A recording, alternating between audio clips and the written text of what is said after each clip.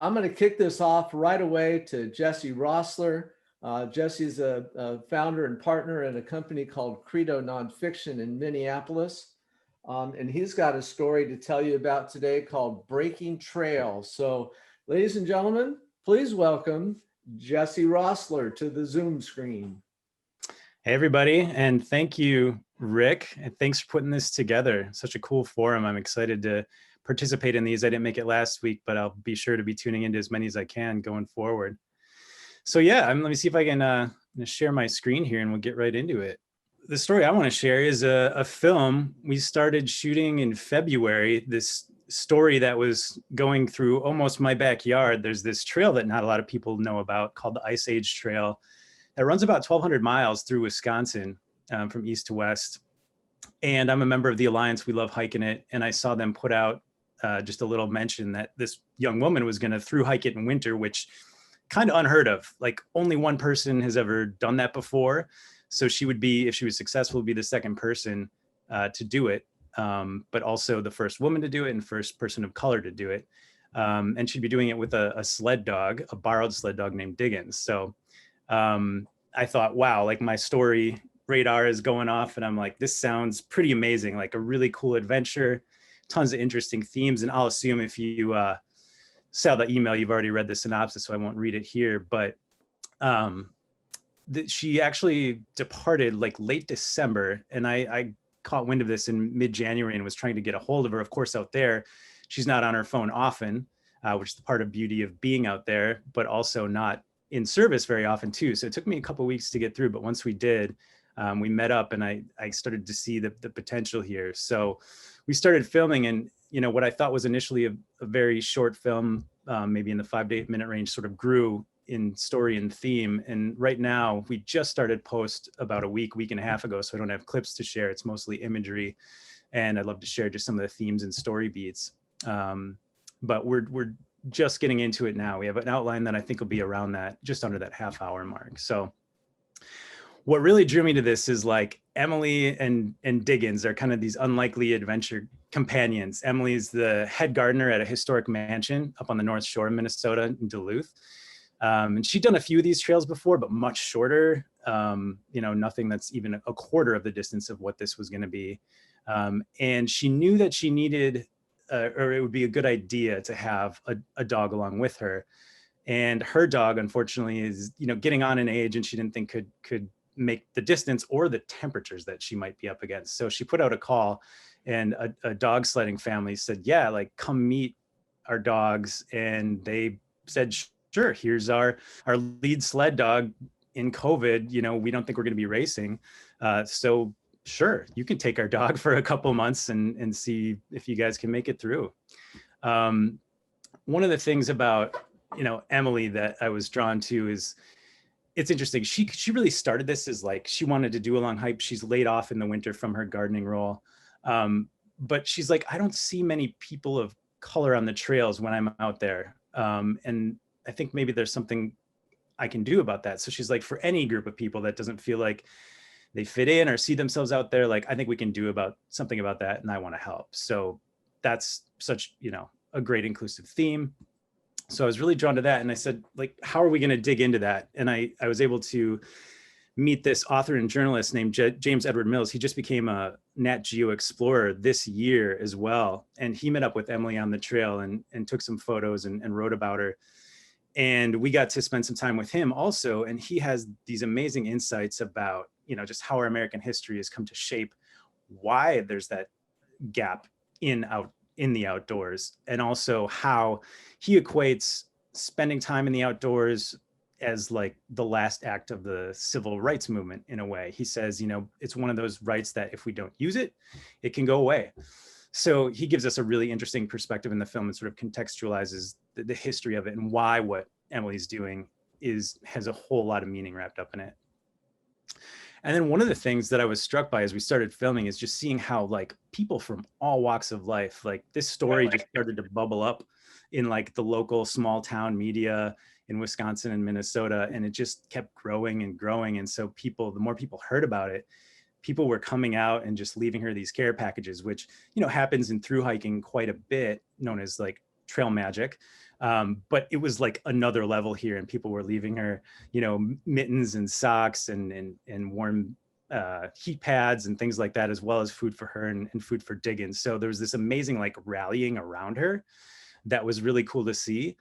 And not only like the numbers of people were doing it, but it was really interesting to see like her connections on the trail and who was doing it. And we had a lot of these talks about like a big part of her is unplugging from all media, social media, news media, and just like having honest interactions with people that she would never probably interact with in her daily life. And when she set out on this journey, being who she is, you know, people were like, you know, you're this LGBTQ person, woman of color, going through these very rural, small town, very red counties in Wisconsin. Are you worried about that? And she's like, well, you know, I don't think it's going to be an issue, but let me see. And so over the course of this, she's, you know, meeting and interacting with people who are very clearly on the opposite side of the political spectrum from her. And she's like, you know, I'm just meeting people and I'm being surprised by their kindness. And I'm starting to wonder, like, are we as different as we're being led to believe? You know, we're being told that people on the opposite side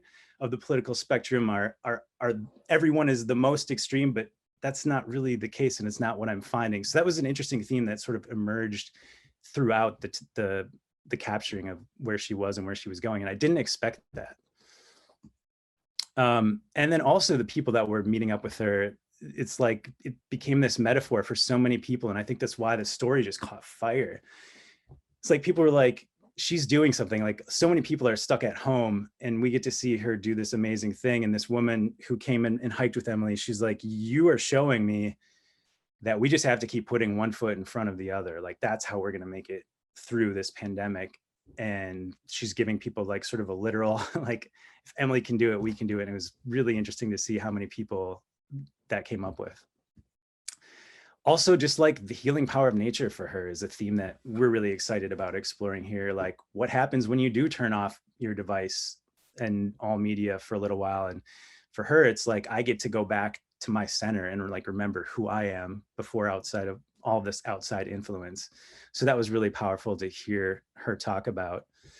And as we got on, you know, many of you, maybe not as much on the coast experienced this, but in the middle of the country, you know, especially in the upper Midwest, but, you know, down to Texas, like this polar vortex just like annihilated so much of what people were trying to do. And for her, this was a little past like the halfway point that these temperatures started dropping. And, you know, she's like, my sleeping bag is the best sleeping bag made. And it's rated to -30 and it's -33 or -35 degrees. So there was a lot of the stakes kind of kept raising and through these dangerous temps and these conditions of like trudging through 1.5 feet, 2 feet of snow. And luckily, you know, she definitely spent some of those nights in the tent, but people also opened up their homes to her at certain nights when that was going on. So like I'm going through and it's sort of checking all these, you know, I'm thinking about story and structure and, you know, what she's coming up against as our protagonist. And these things kept kind of happening in order. So it was also amazing to see. And then also like through the toughest moments, you know, Diggins is the one kind of literally pulling Emily forward. And she's said, you know, I'm at the bottom of this hill and I look up and there's this dog like looking back at me and like, I probably would have stopped for the day, but you know, Diggins is calling me on. And so she did. And so the two of them just formed this incredible bond. And, you know, as a classic sort of archetype, I mean, seeing the two of them form their own relationship was really quite special. She was reading this book also on the trip. It was an account of Ojibwe, like founding of the world and the naming of these things. And it was a woman and a wolf who go out into the wild together and name all things in nature. And at the end, they know they have to part ways. And it was this also another metaphor for her knowing that she's going to have to give Diggins back at the end of this journey. And then spoiler alert, she made it through, she made it to the end. And, you know, hundreds of people came out and luckily were very, you know, safe about it. People kept their distance, but this trail is of course so big and long that it wasn't a problem to do that, but so moving to see all these strangers out. And then of course, the most moving is like, she's been away from her partner For 2.5 months, and her mom and her sister and all of her family members, they just sort of made an agreement, like it would be harder to see you at parts along this trail than it would not to. So there's this big reunion. And then immediately after that, it's this like just heart-wrenching goodbye with Diggins, the dog. And like, they've become, best friends in so many ways. And like, she knew this moment was coming. And I mean, I've never seen so many people getting misty-eyed, and like us with cameras are trying to like keep it together and capture this moment. But it had such an emotional turn that I didn't really expect from the beginning because of that. But ultimately, the uplift was, so many people came out, strangers in particular, other young people and young people of color who, this woman, her name is Dinny O'Dowd, and she had moved from South Africa to Madison a couple of years ago. And she's like, I've been scared to go out on some of these trails and spend an overnight, and seeing Emily do this, like, I know I feel okay with this now and I can do this. And so the power of that, like her ripple is already making a direct impact, and we got to see that. And then we just kind of leave with this idea is like, you don't have to, and Emily says this as well, is like, you don't have to take on 1,200 miles to get outside and enjoy the benefits of what nature and the outdoors has to offer. You can start small with a trail near you, and just that idea that it's available and should be for everybody. So that's really just sort of the thrust of the story, and that's how I'm thinking about the story in terms of themes and beats. And we're pretty early in that post side. I will say, even since we shared with Rick that we'd like to present here, we're already talking to one outdoor brand that I think could be a really good fit. But that's not to say we're really interested in exploring, especially a short film. I'm pretty well versed with our feature, the distribution options, but it seems like for shorts, for a long time, it was a tricky thing to figure out what the distribution path is. I'm hoping, since we're towards a half hour, there might be other openings, but that's something I'm also curious to hear about here, if anyone has thoughts about what distribution might look like for a film of this length, as well as any other comments or questions about just how we're thinking about the story or any of that. Wow. What a great story on so many levels. And, does it only need to be 30 minutes? This seems like a really rich and full story on a lot of different levels. Well, thanks. Yeah. And that's what the, just my instinct and having done feature length and a lot of shorts, I feel like that running time for what we captured and what this is feels right. But that's not to say we might get a bit of a surprise in post-production too. Yeah. I'm just thinking about, I suppose that you've talked to REI already, but if you haven't, you sure should. Yep. Paula Matola would probably be pretty interested in this. I'm thinking about their film they just did called Pedal Through. If Yeah, you're not familiar with that, check it out. It's about 3 women of color who take off on a mountain biking ride through the Northwest that's a multi-day harrowing trip. And it's all about, getting, REI's belief that, being in the outdoors makes us healthier, right. and that it should be accessible to everyone, which is the themes that run through this as well. So need to talk to Paulo if you haven't already. Yep, for sure. So time to jump in here, folks. Anybody? This is collaboration time. If you've got questions or comments or advice, distribution ideas. I noticed Chris had a question. Yeah, it does run through the driftless area, and that's so like the Ice Age Trail is. We get into this a bit more in the film, is like where the glacier came and kind of stopped in the last ice age. So it created all these really interesting features, and so the trail sort of traces the edge up that glacier, and one of the areas it passes through is that driftless region. It's really, really beautiful, and it's a trail that I think not many people have heard of outside of where I live. So Jesse, you can look at some questions there in the chat, maybe Brand USA as well. So much Interesting. about the country. So Yeah. that's a good suggestion. We can talk to Tracy Lanza Okay. at Brand USA. She's one of the BSN members. If you haven't met Tracy yet, she's the person that's been behind all of their their feature films, their IMAX films that they've done with McGillivray Freeman. They've done Sure. 4 of them now. And they also have, an OTT channel, Go USA. So that's a distribution thought. Yeah, awesome. That's a really, really cool thought. And I wonder too if this could be some kind of, this might be a pilot for a series of different, there's a lot of these epic trails around the country too. And I just read a story about someone, I think it was an 80-year-old man, started on the Appalachian Trail like a week or 2 ago. And if he finishes, he'll be the oldest person to ever do that trail. So I don't know, there might be different stories around different areas that someone like a Brand USA who'd want to feature different parts of the country. That could be something. I'm just thinking about all the members we have in the Brand Storytelling Network, and Colleen at the National Forest Foundation, the NFF, is a member as well. Getting the National Forest Foundation involved could be very cool in a series like that. Yeah, that's interesting. I'm curious. Is that a government organization, or is that like a nonprofit? It's a nonprofit foundation. I don't know what the government affiliation is, but I can introduce you to Colleen. And their mission is to introduce people to the outdoors and encourage visitation of national forests. So that certainly lends itself to a series like that. Yeah, and this trail actually does wind through a national forest as well, so that's serendipitous. So Jesse, I was stunned by that first photograph you showed that was a drone shot above the ice-laden trees. That was beautiful.